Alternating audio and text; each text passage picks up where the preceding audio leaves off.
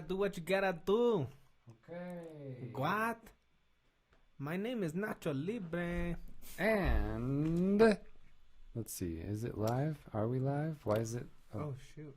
There we go. We are live. We are live. Wait. Time out. I didn't start recording over here yet. I'm getting fired. Okay. Welcome We are live. We are live. Welcome to the Millennial Experience podcast. I am Millennial number 1.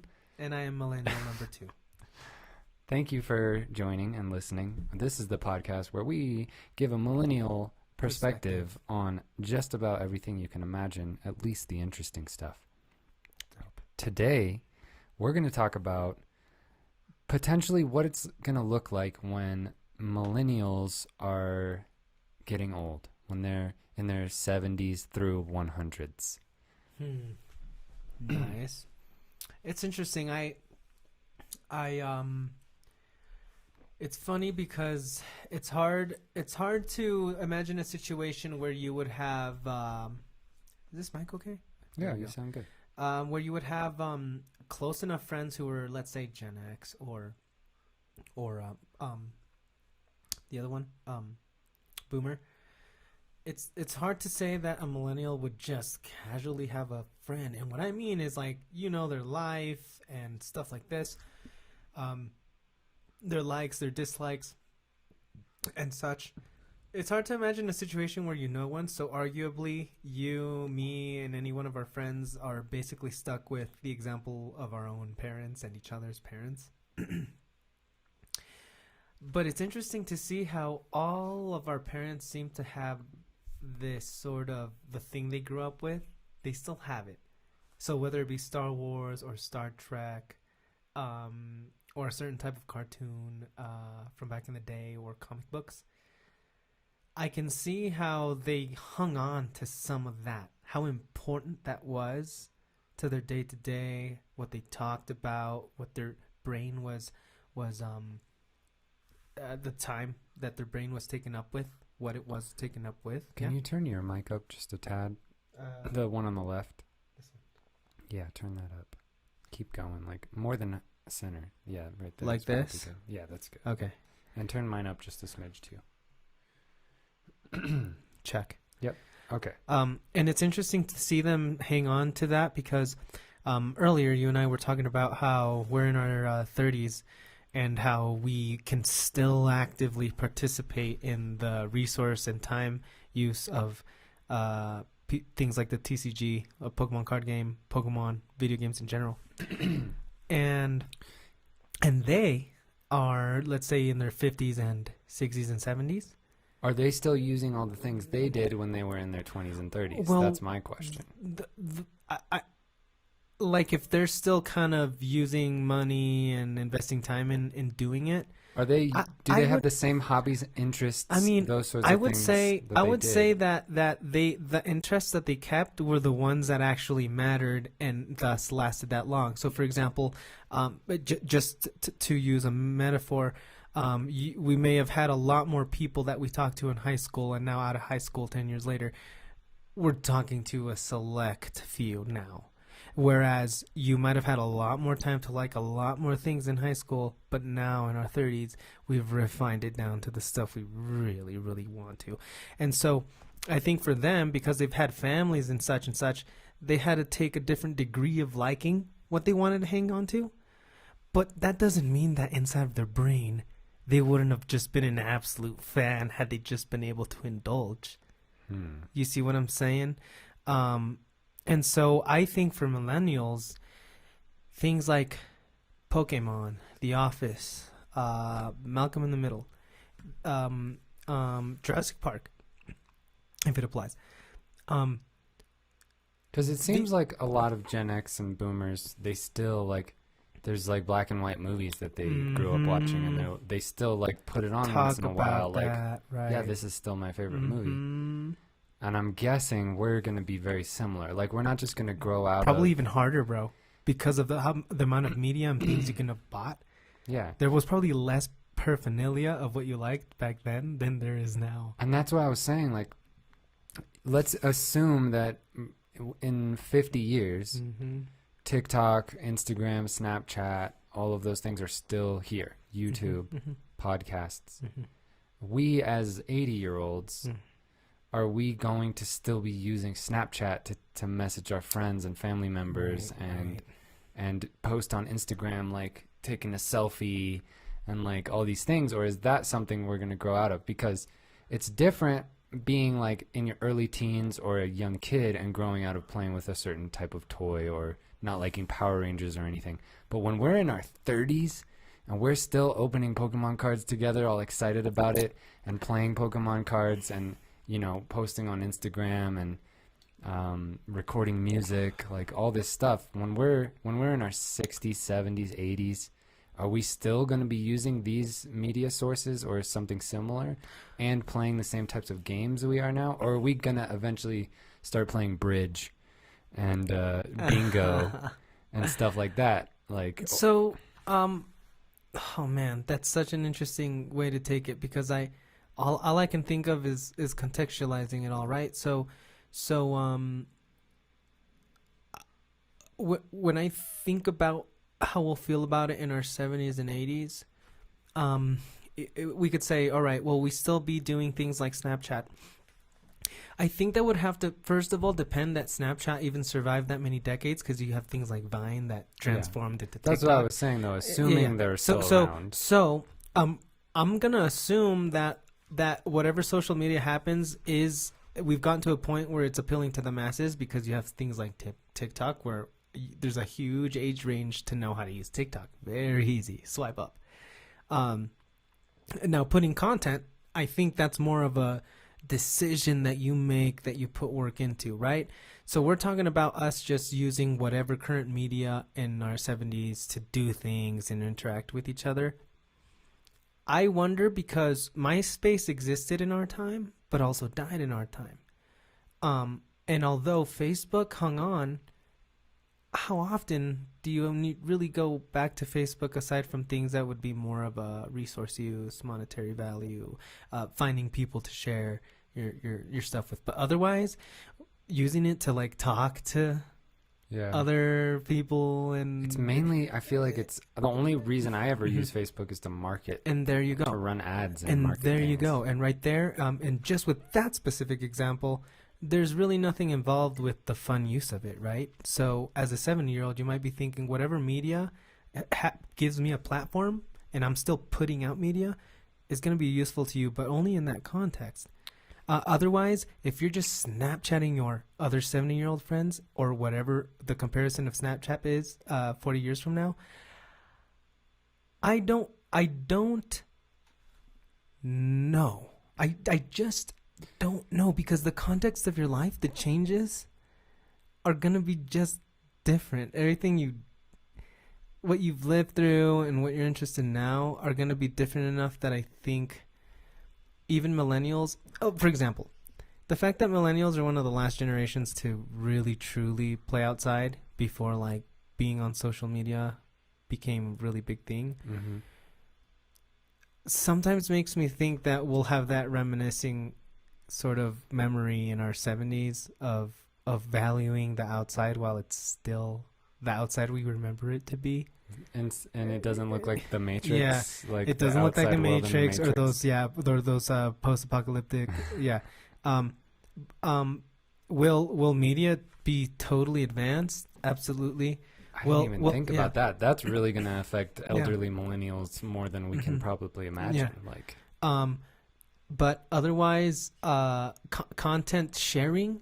Well, elderly millennials use content sharing.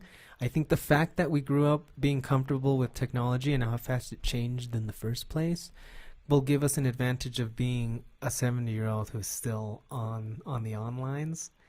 I think we will be the first generation of 70-year-olds who are doing it hard, who are still hard on the internet at that age.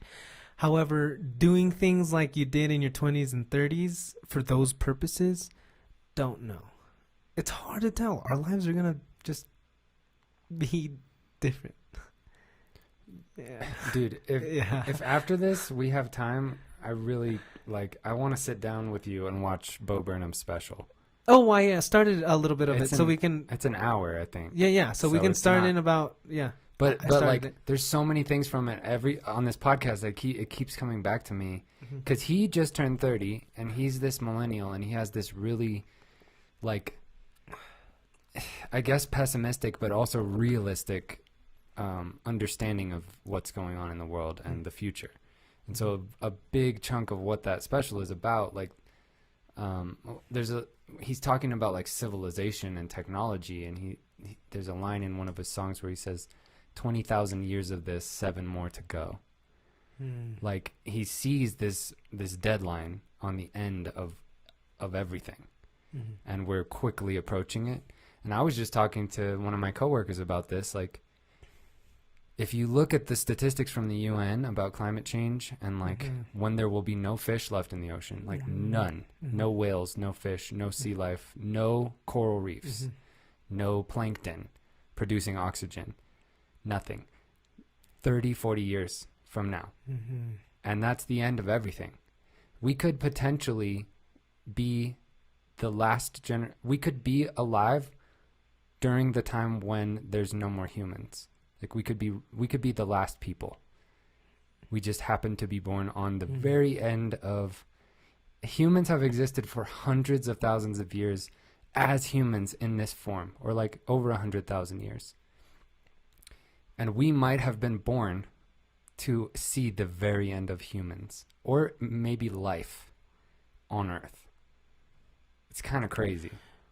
Right. Unless some next, maybe Gen Z or the generation after that, there's some genius scientist that is born that can figure out how to reverse what we've done. But at this point, even 20 years ago, the climate scientists were already saying, when people were like, what can we do? What can we do to fix this? They say, get a time machine, go back 50 years and don't do the shit we did. That's all we can do to stop this. Right. And also just on that, one thing I notice is a lot of people are looking at the problem. Oh. The mic is facing you right now, so if you position so I need to that- position this right here. Perfect. Oh, word. Here we go. When people are looking at what can we do, it's just interesting because we're consistently looking at how to reverse the problem that we caused, when in reality what we're actually going to end up doing is adapting to it. And I think it'd be to our interest, seeing as that we don't have godlike powers to We can't reverse it. to change that, which is funny because we had the godlike powers to affect it and did. So what can we do to survive it now? So now what you have is you're going to have humans doing, again, the thing that they've always done, is they're going to adapt to this changing Earth. And I think you're going to start having this evolutionary bottleneck of both resources and intellect. And it makes me wonder how many times the bottleneck of resources and intellect, look how often we value both someone being inventive and someone having lots of fucking money. Yeah. How much we value that. And it's like, that's exactly what climate change is going to make it bottleneck into, is like those who can provide information on how to adapt to it / fix it, and those who, I mean, can't help. And that's the thing, though. If you're looking at it in terms of there's nothing you can do to stop it, I think then what you have to do is then what are we going to do to adapt to it? And it's going to be our best chance. Again, like freaking Sagan said, going on green energy resources and renewable resources, they are good ideas in their own rights without global warming. Cheap ideas. I think hopefully you'll get the best of humanity coming out of climate change. We're in a really weird position where, I mean, according to the science and what people are saying, even if we today switched over to pure green energy, there's nothing you do. It's already. Yeah. If there was an off switch It's to like CO2, it's like yeah. a snowball Mhm. rolling down a hill right Yeah. now, and it's just going It's for thousands of years. yeah, thousands of years we have completely fucked up the Mm-hmm. planet, and no matter what we do at this point, pretty much Right. it's ruined. So it's just, and I'll try not to dwell on this too long because it's depressing, but like at some point, let's switch over to assuming things go well. What's it going to Right. look like Right. for us. millennials Yeah. as elderly people? Mhm. But realistically, what it might look like is there might not be enough water for Environmental refugees. there's going to be billions, potentially billions of environmental refugees Mhm. that either can't live somewhere because it's too fucking hot, Or warm. you can't go outside, or too cold, or the ocean is now covering your entire city that you used to live in. Political issues. Yeah. And it makes me wonder what is, as this becomes more and more, 30 years ago, people were going like, hey, we should probably be careful with this. Like, Mhm. this is a potential problem. And it's still in that in-between phase where there's people on the far right and far left Mhm. going, this is a fucking problem now. Mhm. And the other side's going, nah, Mhm. it's the earth just it goes in cycles. It It's goes fine. through its fluctuations and everything's going to be fine. So once, 40, 50 years from now, it's not a question anymore. Like the oceans are covering cities Mhm. and there's entire fault lines Mhm. are going off. Super volcanoes are exploding because of the temperature. There's not enough water for anyone anywhere. Glaciers are melting. The air is almost not breathable. Like at that point, it's kind of scary to think about what are the people that are in power going to do? Mm-hmm. What kind of atrocities are they going to commit? Mhm. And their justification is going to be, this is the only way Right. to save the planet. Right. Like it could potentially get really, really ugly. Mhm. And just to survive, just to be alive at that time, unless you're one of those rare 0.001% of the top elite wealthiest people, Mhm. you're going to be, every moment of your life is going to be impacted by climate change. Yeah. And it's going to be miserable just to be alive and try to survive. Yeah, I think they said the generation in 2050 will feel the economic effects of climate change. Like you won't be able to grow food anymore. Yeah, and again, that's where I'm thinking, if I can't believe for humans what it's going to have to take for us to take the next step out of our monkey brain is going to have had been something as disastrous as this to bring out the best of our brain abilities, the best of our cooperation, the best of trying to do what's best for the majority of people, but it's still going to have to go through something as hard as these catastrophes. However, we've always moved slow in a way. Like the whole electric car thing, which started back in the day and got canceled. What the fucking actual fuck was that? I kind remember of move learning was about that? that in economics Yeah, in high in school. economics. Yeah, There was a ELECs, documentary yeah. called Who Killed the Yeah, yeah. Electric Car. Yeah, and I was shocked. Yeah. Even blew as my a mind. freaking high school kid, I was like, "Are you?" I was like, kidding so me? we have this technology. Yeah, We've it's had it. here. It's here. And we It's were clean, kids. green energy. We were kids when we learned about it, and learned that it was existing even fucking earlier than we were born. and learning that specifically the reason that it didn't take off and become the thing Got fucking is shut because of the oil down. industry. Yeah, They have all the money, and they were like, no way. Mm-hmm. We want to keep sucking oil out of the earth and dumping it into the atmosphere. And just asterisk, I don't want to diverge too much. I talked to Chandler a lot about the whole thing. I don't know if you remember where when Priuses came out, there was a lot of like shitting on them. Mm-hmm. And I thought that was so weird, having been a kid who had seen that video, because that was one of the things where I got like one of my first strong examples of what propaganda can do. And it made me really question where, that buzzing? Yeah, is that like an electronic thing, or is that just the fan from the computer? It seems like a fan. Oh yeah. yeah, Okay. it is. Sorry if you can hear that, people. And that's what made me wonder a lot on whenever, like in movies, all of a sudden, like remember that one freaking movie that was a scary movie back in 2000s, Paranormal Activity, where it was kind of like that Prius came by and she was like, fucking Prius. And it's kind of like, that's an interesting line to kind of just do that. And we all were like, ha ha ha, Yeah, stupid and we were Priuses. like, haha, stupid. Exactly. Because it had been drilled into our minds by Exactly. the people that run the media companies. And that's what I was always thinking. It's like, is it really us people I think the word is opining about that? Or does that really come from the top somewhere? And someone's like, can you get this out there? Yeah, put this in the Can you script. put this in This on is going to be a posters? blockbuster hit. Yeah. Put this in the script. Dude, it's so fucking sadistic when I think about the nastiness of the power to advertise. Yeah. Mm-hmm. So shifting Shifting back.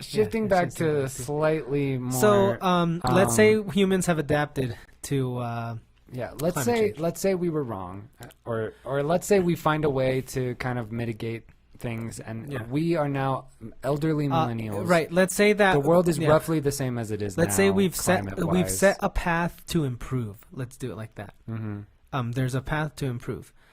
It does seem like social media at that point will be really still as important today as it's going to be then, because it almost makes you seem like if people did decide that renewable energy was best, that plant-based living and farming was going to lead to the least amount of CO2 production to feed the most amount of people, and let's say that that somehow the fucking plastic in the ocean was worth as much as gold because of what you could do with it.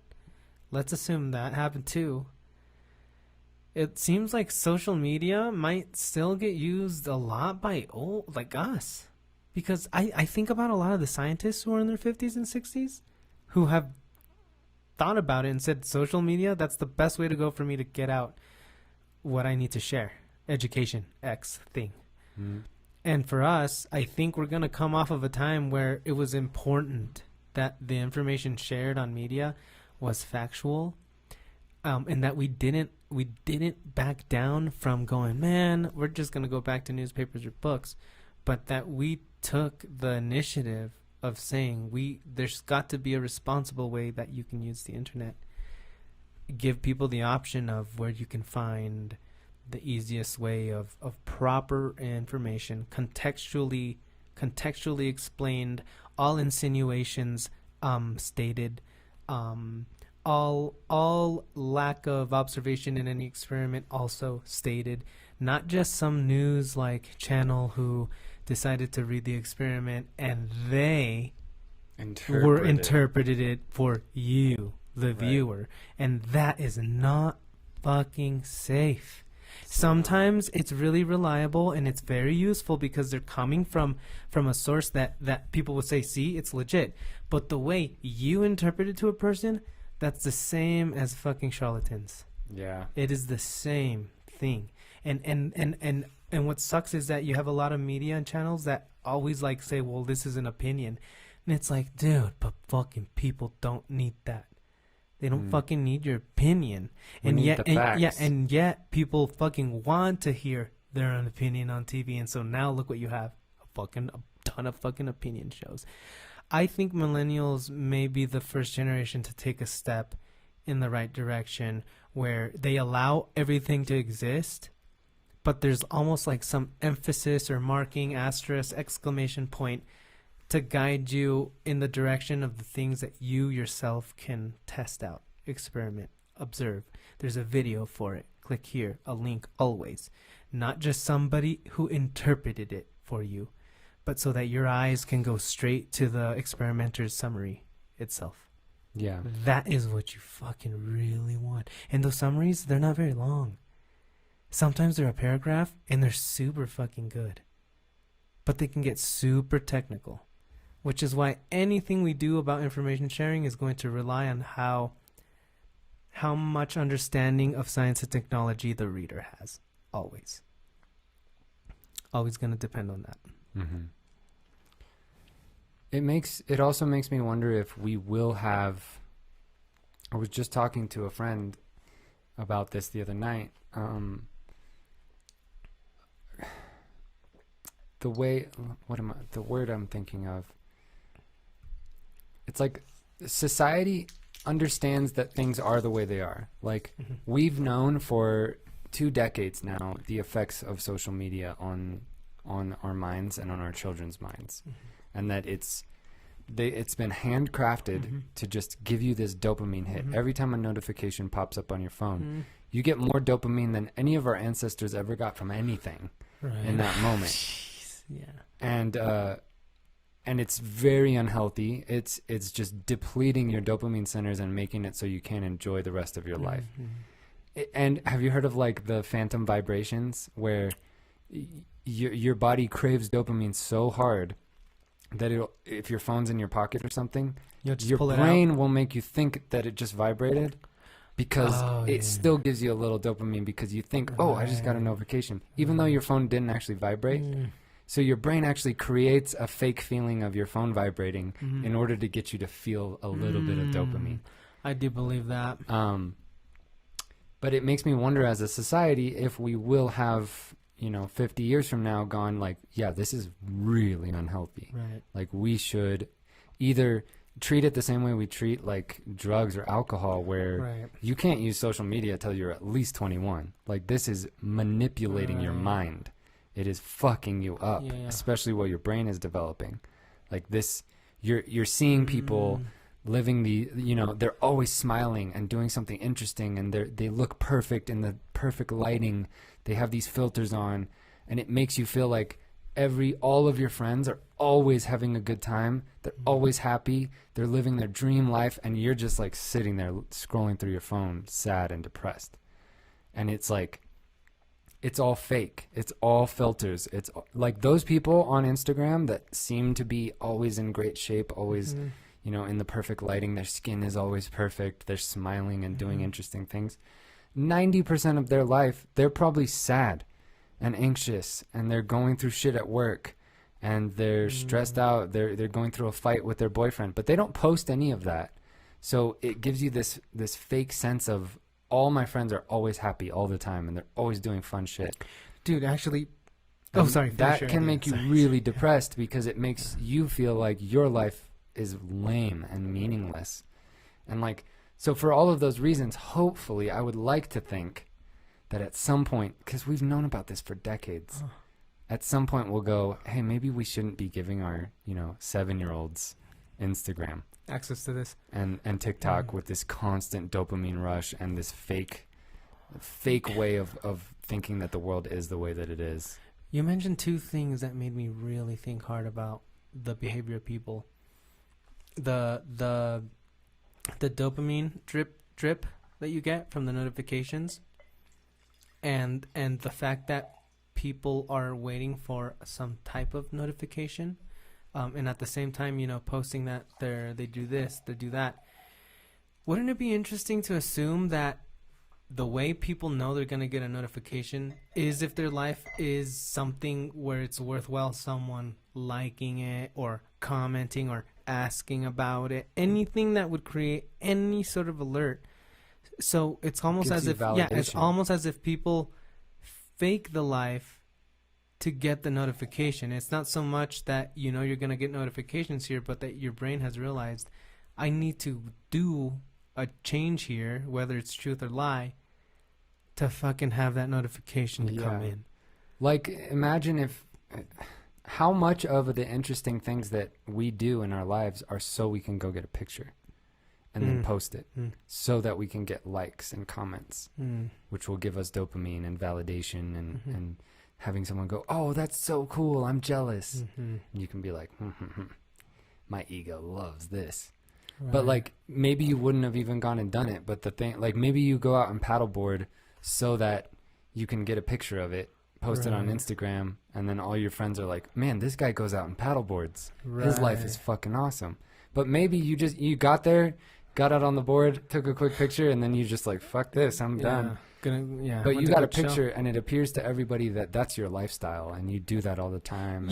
That's funny, because I want to share an anecdote, because I did go paddleboarding for the first time recently, and it's funny because I can totally see when I went paddleboarding, I went all the way across the lake to the other side, and practice was on my knees, stood up, learned turning, all of that, and then we hung out, and then turned back around and started going back to where the cars are parked.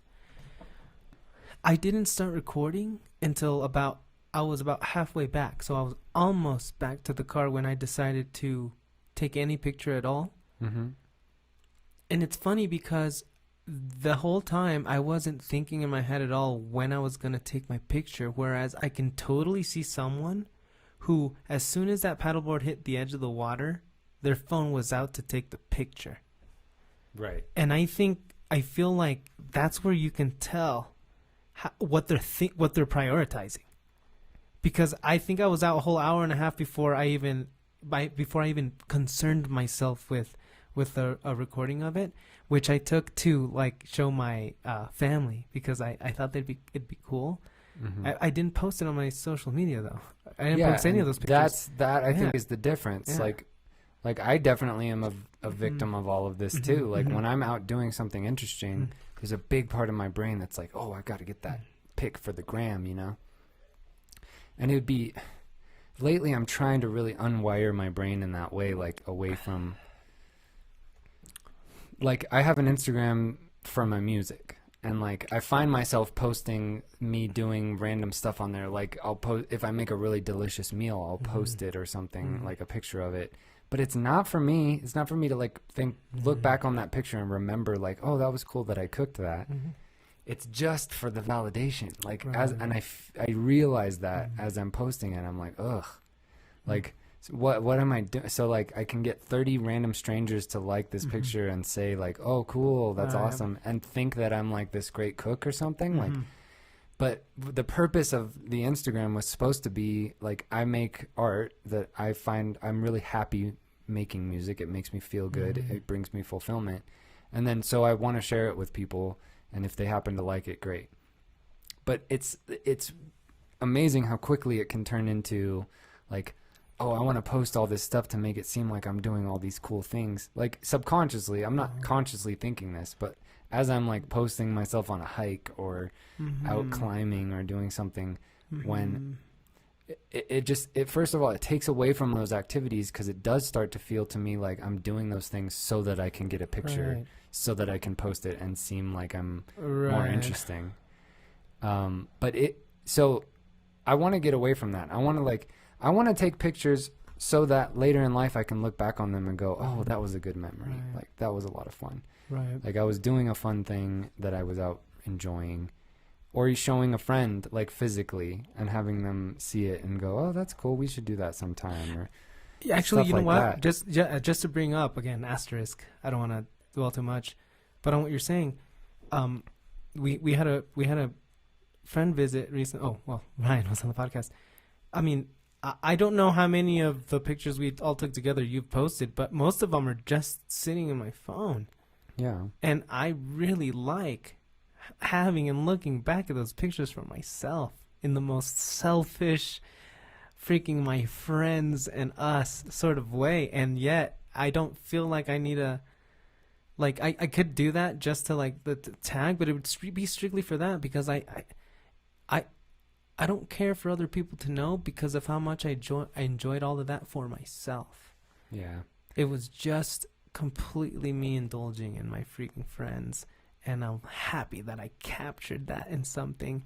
I wasn't like, man, can't wait for freaking Ryan to show up so we can all do a 4-person picture, and I can say, look at all my fucking friends with me. Exactly. I never fucking thought of that for a fucking second.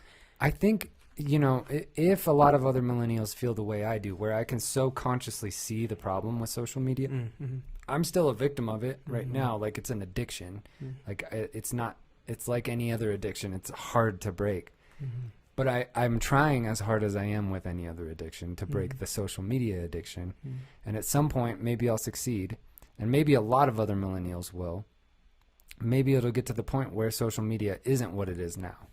And we don't. It'll be used differently, right? Like, yeah, kind of jumping back into elderly millennials, like the way that I see a lot of older folks using Facebook now, they're not posting for likes. They're not posting a blurb about their life or photos to get the comments and the likes. They're posting because they want to share this experience they had with their family members or their best friends, and they want that's their outlet to like show them what they're up to in life. And it's a very convenient way to do that. Like if the only friends you have on Facebook are like your 10 of your closest family members and 3 of your best friends, and everything you post goes straight to their feed, and they get to go like, oh, that's so cool, I'm glad I can keep in touch with you in this way and see what you're up to. Right. That seems healthy. Yeah, it makes a lot of sense to use it that way too. But it's turned into this monstrous thing where I'm posting for people I will never meet. I don't know their names.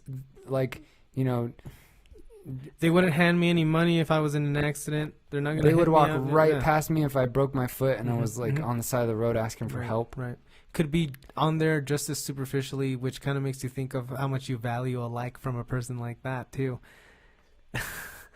So I personally would love, by my elder millennial years, to get to the point where I do take lots of pictures of me out on my adventures, going to Rome and Thailand and different countries, like taking pictures of all the things I saw, and like, and then just coming home and uploading them to my computer and maybe a flash drive as a backup, so that I can look at them in 10 years and be happy.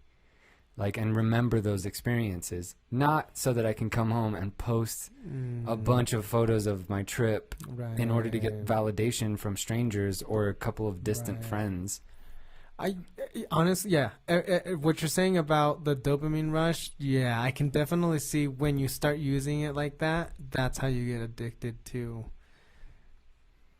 that. I can definitely fucking see that. And our society, sorry to interrupt, our society has like, it's hardwired us to think that if you're not posting all the time, you're not sharing your story all the time, you don't exist. Because people don't necessarily just reach out to you all the time. Like, you have 1 or 2 friends that'll maybe call you every day or every couple days, and your mom and like stuff like that. And once if you just shut down social media and just completely stop, it very quickly goes from feeling like you have 5,000 friends to feeling like you only have 1 or 2 friends and one or 2 family members that try to keep in touch with you all the time. I just want to say though that I feel like a lot would depend on the quality of your friends, but I totally see in general what you're saying. I freaking agree. And like personally, I love my friendships. Like I have deep, meaningful friendships that are fulfilling to me. So if that were to happen, it's like not a problem. But if you're someone who but even for me, as someone who is consciously aware that I have deep, meaningful, long-term friendships, like, and family members that I keep in good touch with, that I love, when I have gone through periods where I've like just turned off all my social media for 30 days or something, I still feel this sense of like loneliness and sadness and depression, because I feel like I'm missing out on all these other people getting to see what I'm up to, and like, so I feel like I've just ceased to exist to the rest of the world. And like on the surface, I know that I don't give a shit. Like, I don't care that no one else sees what I'm up to. But like, there's this nagging internal feeling of like, I am nothing now, and no one knows what I'm up to. No one's listening to what I have to say anymore. No one cares if I live or die. Like, I could die tomorrow and no one would even notice for like 6 months, except for my friends and family. But that, consciously, I'm like, why would I give a shit if anyone else noticed? Like, my friends and family are the only ones that I really like care enough about where they would actually care if I lived or died. Or I would say whose opinion would actually affect you emotionally. So I feel like I went off on this social media tangent for well, a no, long time. Honestly, I think every word we said, it speaks to how we're going to feel about relevant. it in the future. Yeah, because this is how we feel about it now. Like, and I agree with you. Like, I thought a little bit about this the other day, where I was thinking, what if in the future you have the internet sort of compartmentalized, where where what you have are basically really technical links, and this is all where all the technical things come from. So universities experiments in their links, and then everything else, blogs, mainstream news media. Doesn't matter how left, right, or center or neutral they may be. Interpretation from people who are not scientists is not how you're meant to hear that information. So I was thinking you're gonna have just a technical area where when you're where you're information literate and your literacy is a high enough rate, and you know that when you need to use a dictionary, you're gonna use one. There's gonna be something online with those kinds of signs for you. And so that way, when you check experiments, you're always going to lead back to the same conclusion no matter where you go. And then there's like I guess what you would call the dark web today, where it's all the fucking personal opinion and personal interpretation and personal this and personal that. And if you want to find people who think the same as you, that's where you go. And if you want to find information that's objective, whether or not you agree, you're going to go there. And you're going to be brave enough to go there. Right. I think that's going to set a lot of people apart when they start talking about where you got that information. Yeah, honestly. And I think in time, hopefully it'll. And just looking at throughout history, it's kind of depressing, just because people are always so dumb. It seems like the education system is always being fucked with and made bad. It just never really gets better. And showing like the way that our politics work, like our giant elections, how it roughly turns out 50-50-ish in the voting. It makes me really not super hopeful about the future. But also, like, if you notice with the COVID vaccine and stuff, when people talk about it, there's the types of people that always have just anecdotal. Like my cousin's sister said that after they got the vaccine, they held up a magnet to their arm and it stuck. And now we have to trust your cousin's sister, this game of telephone through multiple people to get to you. Or even if it was them and they're like, I swear, I held up a magnet to my arm and it stuck right after I got the vaccine. It's like, okay, has this been tested anywhere in like a controlled setting? Has any scientist put out any kind of journal about why a magnet might stick, or like is there anyone other than just anecdotal, typically anti-vaxxers that are bringing up this type of information or claims? Because the other side, it's all, here's the actual hard evidence on the side effects, the potential side effects. Here's the things we have seen gone wrong. Here's how effective it actually is against preventing the disease. Like, and so hopefully in time, but again, like I said, based on the past, it's not super hopeful. But in time, these types of situations will get more like, let's look at the evidence. Let's see what the statistics and the facts and the scientifically peer-reviewed empirical data says. Rather than this is what happened to my brother's cousin's sister's uncle. Sometimes I wonder though if because vaccination is so often it's so often just directly related to your own kind of brain thinking, because you get, in the same way you get Bigfoot conspiracies, you get your vaccine conspiracies. Although Bigfoot and vaccines are just completely different. The information on each is just totally different. I was going to say they're wives' tales, and then I realized how sexist that expression is. Okay, word. So let's get rid of that one. Hashtag feminism. It makes me wonder if vaccination and people who vaccinate will actually determine an evolutionary survival mechanism choice. So, like, here's a kind of fucking bad example. In Shadows of Forgotten Ancestors, The Search for Who We Are, Carl Sagan, plug. It was mentioning how chimps themselves, it's not like they have a pharmacy, but there's a certain shoot plant that they eat during rainy times when they develop worms in their stomach that have an anesthetic. Now, whether or not they know that there's an anesthetic there can be argued, but they somehow seem to do it at the right exact time. Now, you can almost say that, what if you had a chimp who was like, what the fuck? Why are you guys all eating this shoot? Like, it's fucking a conspiracy. Don't you know it's fucking killing you? It's going to give you autism. Some sort of chimp comparable behavior of denial. They just smack the... Yeah. I would wonder if the fact that you have chimp troops who know that they all eat it, that the sort of anti-vax already took its toll, because you have chimps all participating in eating this shoot during rainy season when they're all getting worms, and yet you have a huge portion of humans going, no, man, look, these 1,000 reasons why I don't think vaccines are a good idea. Makes me wonder, in about 50 to 100 years, when viruses become more and more regular, if that's going to cause a bottleneck in survival. Yeah, that's another thing. As elderly millennials, if things keep going the way they are now, the agriculture industry keeps moving and developing horrible practices in the way that we are now.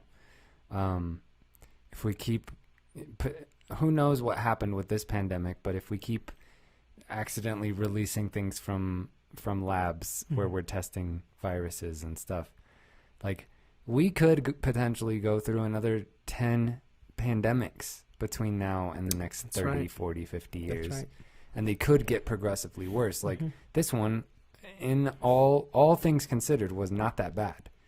Like, imagine if we reached a new type of, let's say the Theta strain of COVID, that it has like a 50% death rate. It's more contagious, so almost everyone gets it, and roughly 50% of the people that get it die, regardless of their age. That would be, like, we might see some of those. And hopefully this will have been kind of like a test run of, like, here's what we should do to prevent. Let's think about this in the future, since we know it's going to happen. And again, that's where denial is going to play a role, where you're going, no, we're going to get another fucking 100 years of peace. So then if it happens in 20 years, like, there's going to be people that are like, the government's just trying to put microchips in all our arms. Bill Gates is just causing it so that we all change to renewable resource. Like, what the fuck are you fucking talking about? People are really dying. The last thing the government wants is for the economy to shut down and for people to stop making them money and stop working. There's nothing that would incentivize the government to try to shut down the economy. Especially since they get so much shit and can get voted out, if that's really what they want money. And the thing that makes them money is staying in there. Yeah, essentially separating the worker from the means of production. Or changing an industry enough to just be the board of directors from it. Just fucking leave Congress, and it's happened. Freaking Fahrenheit 9/11. Yeah. Man, I thought this podcast was gonna go so much differently. I thought we would just talk about, 50 years from now, millennials are gonna be using Snapchat. Well, I mean, they're gonna be driving this kind of car, and like, it's so hard to tell, right? Because climate change really is. It's going to throw a wrench in it. It affects everything that we can think about the future. Because even if the future stayed consistent, though, think of how hard it is to know what we're going to do. Like, one of the only things I can imagine in my 50s, I guess we're going to come back to it here, personally, is my love of dinosaurs, which makes sense because of there was a David Attenborough interview where they asked him which kind of habitat would you have liked to have done, and it was funny because he said, I would have loved to do dinosaurs, but it wouldn't have been a very fun episode to just look at bones for an hour. And I was thinking in my head, dude, I fucking feel you, though. Dude, that, like, for me, I would have loved to do dinosaurs. Yeah. And so when I think about myself, I'm like, dude, I'm always going to have a little fire and spark for those fucking beasts, for those fucking enormous giants. And other things, Pokemon, whether or not I'm spending time or resources on physical Pokemon things, my head is always going to have, or I should say, there's always going to be a spot in my heart, a room for Pokemon. There's always, whether or not that door gets opened very often, that's going to be there. That room, and with all that information and all that stuff, it's going to be there. And before we Yeah. deviate from Yeah. Pokemon, Mhm. like even though I was so religiously sheltered as a kid that I couldn't participate in enjoying Pokemon, just from it seeping through the cracks, Yeah. From the people you knew and I stuff. even Yeah. as a kid all the way till now, it's always been a thing that's like I'm like, Curious. fuck, that's cool. Yeah. This whole concept is so Yeah. fucking cool. Like all these creatures and the interesting, creative, complex creatures and how they evolve into these other more powerful versions of themselves. yeah. Like as a kid, I was like desperately I wanted to play Pokemon so bad. And it's amazing now, like we just for the first time I opened up my first few packs of Pokemon cards as a almost 30-year-old adult, and I'm still like It's super exciting. it's amazing. It's like, fucking exciting as they're fuck. like tangible and like collectible, and like they're gonna increase in value. Like there's all these complexities to why Pokemon cards are so cool, and the whole universe, the games, the shows, like the movies, it's all like amazing. And I think, 50 years from now, even if I'm not like actively participating in watching the movies and playing the games and stuff, I'm still gonna like be able to talk about it and like appreciate what it is. That's true, because I was trying to think, can someone just be into something simply because there's monetary value? And I was just trying to rub that into myself, and I was thinking, even if I knew there was Magic the Gathering cards that are super fucking rare, I can't imagine I would ever buy a booster or a box of them because of that. If I were to fucking pick one up off the floor and then look it up real quick and it was rare, obviously I would keep it the way you'd keep anything that you would look up and found out it was rare. But do I think I'm gonna spend money just because I realize there are also Magic the Gathering cards that are $100,000? No, man. I'm only gonna fucking buy Pokemon. I have a strict value for that. Now, could there be people who are gonna say like, I got into fucking Magic and I'm gonna stay into Magic because there are freaking valuable monetary cards? Possibly. Because I was also thinking of baseball cards and thinking how fucking boring I think that would fucking be. Yeah. I think Like, something like how- coin collecting is a lot more interesting. Like it's kind of like Pokemon cards where you have all these different variations of coins from different countries and ones that have slightly more gold in them It's than fun. others. Each thing, like stamps, each thing it's gonna have your Yeah. particular fucking. And I get the all of brain that thing, stuff. yeah. Like the one I've gotten, Yeah. like I guess as someone who absolutely gives no fucks about sports, like at all. I don't care about sports. At least not the corporatization of like, Being able to professional sell stuff, sports. commercials and all that. I don't yeah. care at all. I like playing frisbee. I like throwing a baseball around. I like being on a softball team. Like I like playing soccer. the camaraderie of it and actually participating. Even going to see friends play a baseball game and stuff. But like, the whole corporatization of professional sports. The whole conglomerate. Don't like it. Yeah. I don't like it. But I get it. The people that do like it, that are really into it, they probably feel the same way about those cards that we feel about Pokemon cards. Pokemon, yeah. And like, so collectibles are great. And that's another thing, thinking of elderly millennials, we're going to have so many complex collections of Well, I just want to memorabilia, millennial Yeah. memorabilia. I was just going to say, like, when I'm thinking of that 70s show and the character of Eric, there was probably a lot of characters like Eric who really existed in the 70s. He was 17, a high schooler in that show. Now, there's no reason to think that someone like me, who, when I was freaking 8 years old, freaking got that Pokemon shirt and proudly, 110% proudly wore it to school. There's no reason to think that I won't have Pokemon stuff the way that you have Gen X have Star Wars or Star Trek stuff or references in their head or memorabilia or any sort of anything like that. No reason to think that something that I can only imagine how geeked out they got on that at the age that we got geeked out on our stuff. Like, that's probably the reason why they hung on to it for so long. And they're the generation who's like, fucking manly and fucking video games are for kids and cartoons are for kids. And yet, like, we have people who are heroes to us like Goku. You know, like they set an example of what it means to be the good guy, like really actually good. And so, yeah, I think any of the stuff you might have grown up with that was kind of a mainstream sort of thing, it probably will stick to you because think about it, man. Star Wars has lived this long. Why wouldn't Pokemon reboot with an adult fucking Ash character when we're in our 50s, dude? Yeah. Where the kids are getting another character and then a fucking 50-year-old Ash Ketchum is like there for us, like in case we're watching with our kids. That's what I'm telling you. Yeah. That's a So good point. if it's a long-lived kind of thing, there's absolutely no reason to think it's not going to be hanging around. Jurassic World, I'm expecting to be fucking around.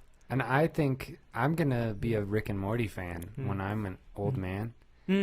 Like, because it's a show that's already made for adults and it's so scientifically based and topical to like science doesn't really get old. Like, and those complex concepts of interdimensional travel and time travel and like all this stuff, like I think as an old man I'm still going to be a Rick and Morty fan. I think they're going to go 10 full seasons. They're on season 5 right now. I think it's going to go at least 10 full seasons, if not longer, because it's like, it's not even like The Simpsons where they just like focus on stuff that's going on right now and they do social commentary on current events. It's like they're thinking 4-dimensionally of like complex, intricate, amazing ideas, kind of like Doctor Who does. I don't know if you've ever seen Doctor Who. I think the fact that you can time travel on that show lets you make an idea more complex. Right, like them having to make guesses about the future, make references to the past, and assumptions that you can also make. Like the idea of the universal TV was interesting. Like again, the fact that you have access to the rest of the universe and assuming it's infinite and stuff lets you really fucking be flexible with your cartoon. And I want this to go on record for millennials that are 50 years from now.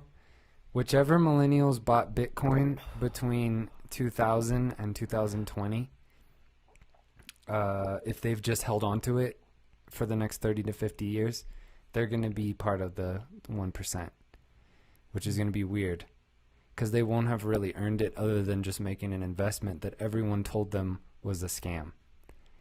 And it's going to be a lot like the people that invested in Apple in the 80s. Who everyone was like, this isn't going to be a thing. Like, this has no use. This is silly. This is a scam. This is just some guy starting a crazy company in his garage. This isn't going nowhere. And now all those people that just held on right now, if they got in right back when Steve Jobs first started up Apple, or Amazon in the early days, or Google, or Netflix, like that's what it's going to be like. It's like the precipice of this whole new asset class, where either Bitcoin will completely disappear and they'll all be broke and homeless when they're 70 or 80. You don't have to go to either extreme. There's degrees in between. Or it'll be the future of all money. And they will have gotten in before. Not every choice is a life or death choice. All right, fine. I'm just saying. Or it'll be a middle ground where it's just increased 5% a year. We have to make sure we're not just trying to be better than everyone else, having made a choice that you think is better than everyone else's choice. I know. I do have a friend that I want to have on. He's really into cryptocurrency and Bitcoin. And I think it would be fun to have someone on that's obsessed, that we could just pick their brain about it.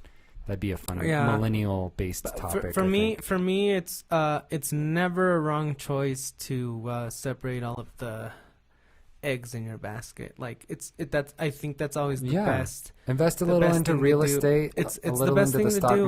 Like seriously, like there is no claim whether Bitcoin will be good or bad. Like it, if it was really for sure, it'd be really easy to invest. And so other people will feel it, right? Other people will go, shit, no, dude, but it will be. So you will. So what I'm saying is that you should, though, if if you feel it, you should. It doesn't really matter what anyone says. If you were to ask me, I feel like millennials are going to be safe investing in any companies that are going to start producing renewable energy. I think we're all going to be sitting around supporting that because it's supporting us.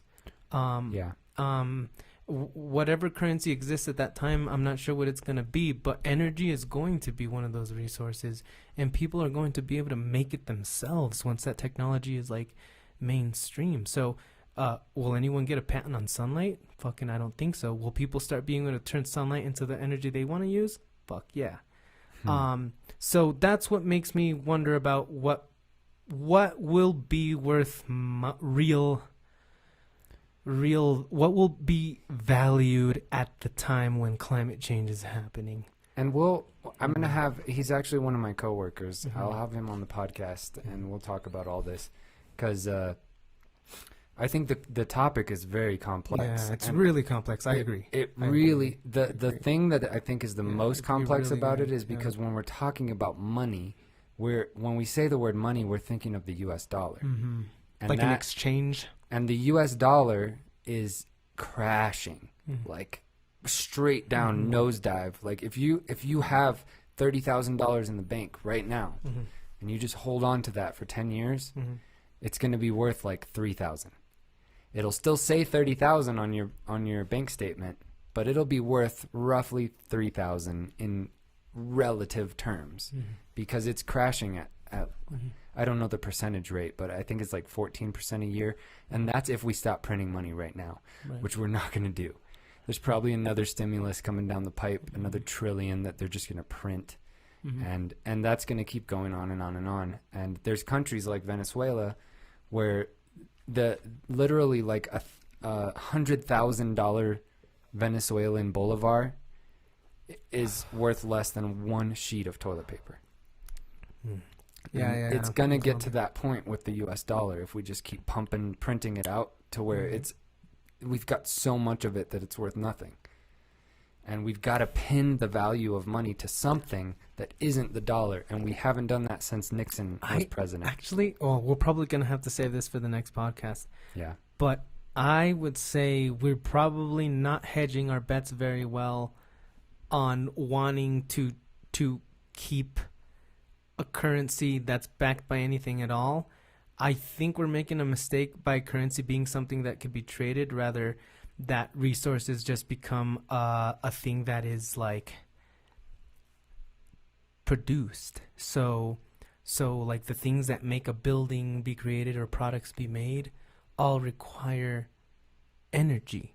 And normally people are trading something to get that energy. But what happens when that energy is fucking 100% free for you? And the machines are smart enough, like a 3D printer, to run on that free energy that you can make yourself, that you don't have to buy or trade anything to have. And so, again, it'd be a different podcast, but again, it's one of the things where I'm like, where we're hedging our bets when we're thinking like a monkey. Well, we always need to trade something for something, versus things are becoming intangible. A Bitcoin is fucking ones and zeros. That's intangible. Right. So things are becoming intangible. Music became intangible. And so I'm starting to think where the value of things will go to things that they're useful, but they're intangible, like sunlight, oxygen, things like this. And again, where I fall back on the plastic in the ocean, where they're like, it turns out that the plastic in the ocean is the best and cheapest ingredient for your 3D printer. Holy fuck, would there be pirates out there cleaning up the fucking ocean for free because it's cheaper to go out to the ocean and pick it all up. Anyway, just a fucking little bookmark there on that. So to wrap it all up, millennials as elderly people, we're gonna hang on to our loves. We're gonna hang on to our loves. Look how much we're fucking repeating things from the fucking 80s and 70s. And I would like to think that we will be open-minded to the way that 2, 3, 4 generations below us are thinking. We won't be so, arms crossed, judgment. Why are they like this? Maybe we can appreciate when we were young and we were thinking, man, these boring-ass adults don't let us fucking do anything. We have a better solution to this, but they run everything, and they don't listen to us. It's like, well, I'm hoping you're right. I'm hoping our generation will look on the young generations and say it's really good they're doing their stuff and figuring it out for themselves, and we're like not sitting there in our ways denying things. I'm just hoping we aren't a generation who's also fucking denying new information. mm-hmm. Well, and I think from a climate science point of view, we're not going to fix things. It's too far gone. Things are going to get really bad in the next 50 years, and we need, as millennials and future generations, we need to come up with adaptations. You have to realize what's important. It's not about getting rich and being wealthy. Like we're talking about, talking about going in the utopia direction, trying to create what people don't believe can happen. And when it gets really bad, the things like, trying to keep the lowest of the lowest wealth class as poor as possible, so that you can have an extra mansion or an extra personal private jet. Right. That stuff is going to have to fade away real quickly. And everyone that's left is just going to have just enough to survive even. Yeah, and to me, whenever I think about it, like I said, climate change is going to be the ultimate thing that ties people together, because we're going to start to realize, is it just cheaper? Is it just cheaper to always look at the cheapest option? And is it just cheaper for everyone to have the basics that they need? Is that going to be this easy solution? Because, again, all the waste, all the throwing away, all the fucking meat if you eat it, all the fucking vegetables if you eat it, get thrown away here and in the richest countries in the world. So again, think about, won't it be better for everyone to have enough to eat where they are? Where they are sitting and sleeping? Isn't it better that they have what they need right there? Word. Anyways, thanks for listening. This has been the Millennial Experience. We're going to have some great guests on in the next couple weeks. We are super, super excited for us and for you guys. And thank you so much for listening. Tell your friends about this podcast. We're going to start trying to market it better and get the word out now that we're getting close to our 50th episode in just a couple here. So thanks for listening. We love you guys. Peace out. Peace.